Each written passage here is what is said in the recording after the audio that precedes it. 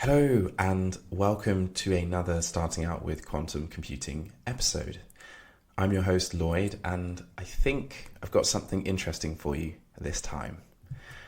So this episode I am talking about Jim Al-Khalili, none other than Jim Al-Khalili himself's talk on quantum biology. And it occurred at the University of Surrey just about a week ago and it was incredible. And so the name of the talk was, Does Life Need Quantum Mechanics? Jim posed this question, making us all think deeply about how life uses or sometimes blocks quantum mechanics to its advantage. So let's get into it. So I was very lucky to be able to attend this evening seminar, and I arrived rather early, to be honest, but I found myself behind hundreds of other people, no doubt equally as eager as I was to see Jim's next talk.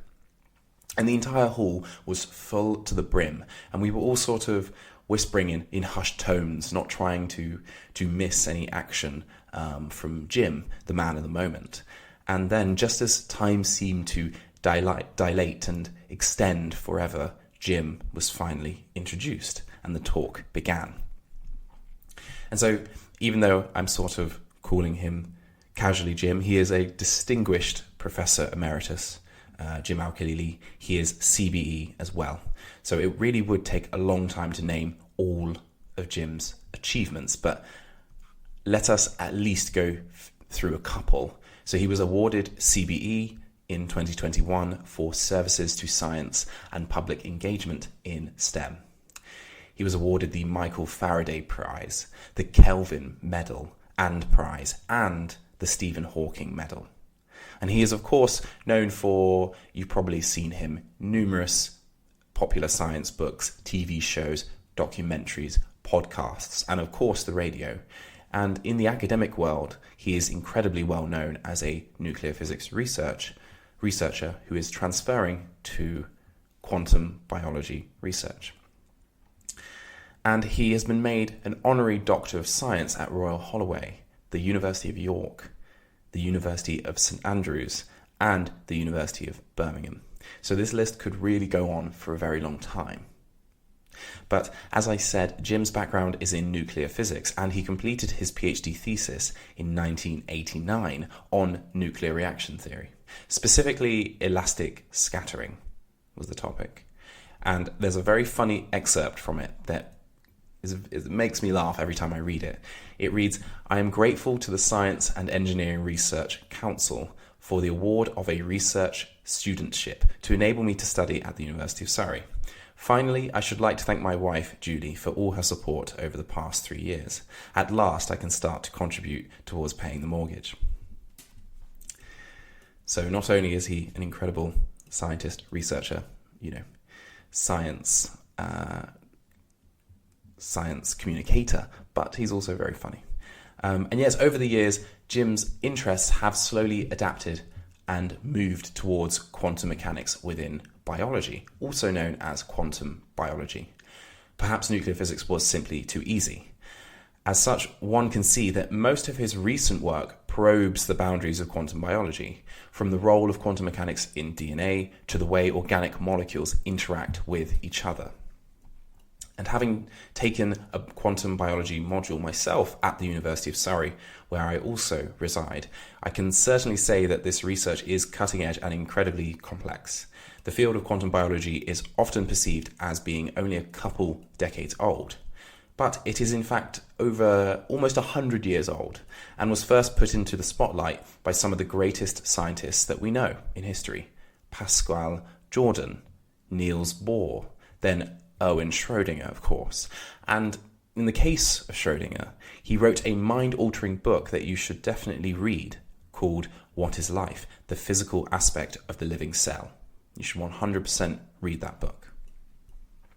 And so let's talk about the talk, Does Life Need Quantum Mechanics? By Jim Al-Khalili. So in the beginning, Jim showed us exactly what the field of quantum biology is. It's the intersection of biology and chemistry. Intuitively, this makes sense because if you're trying to develop a holistic description of life, you'll at least need to involve theories from all of these subjects, and probably some maths too.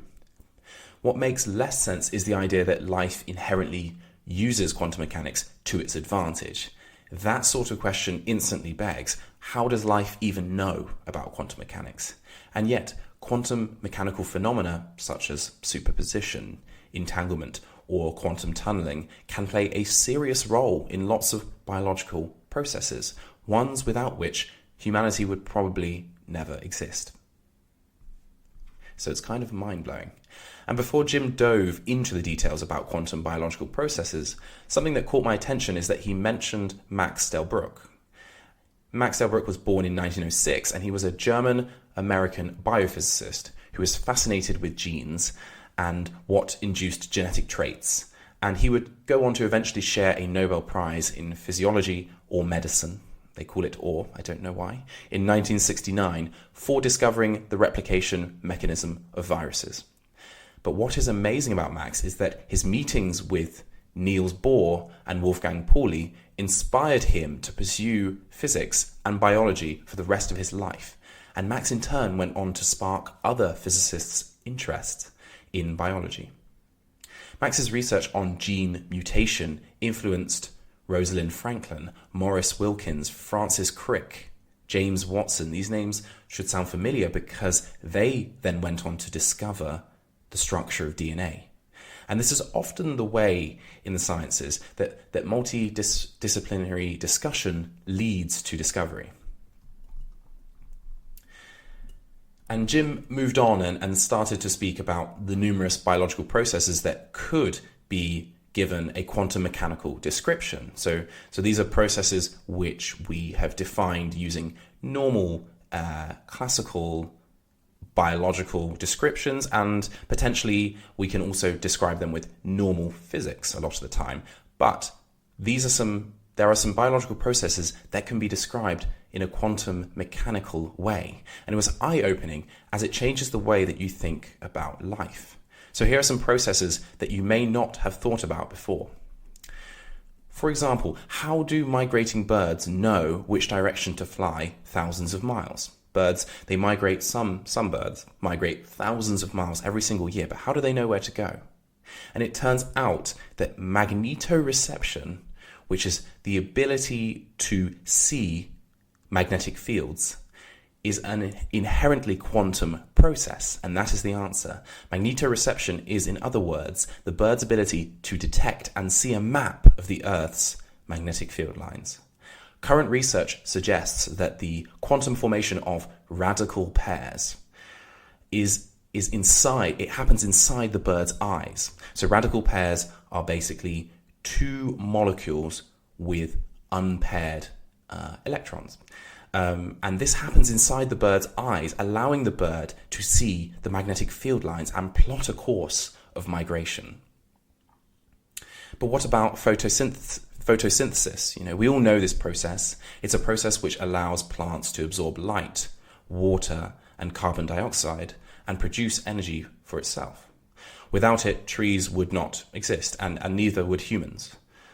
But isn't it odd that the absorption and transport of light to the reaction center happens at close to 100% efficiency and almost instantly? And that's not to say that the actual light to energy conversion rate is 100%, but that initial absorption and transport of light to the reaction center, that process happens at close to 100% efficiency. Well, it turns out that a quantum mechanical explanation could also be the answer here. The packet of energy that's formed from the interaction between light and the leaf cell, for example, if it is a leaf, creates something known as an exciton, which is a packet of energy. This exciton has to travel down a path to the reaction center of the plant in order to be used. Initially, the consensus was that the energy transport in photosynthesis was completely random, like a drunken sailor staggering down a hill. But given such a near perfect efficiency, the quantum solution makes much more sense, to be honest.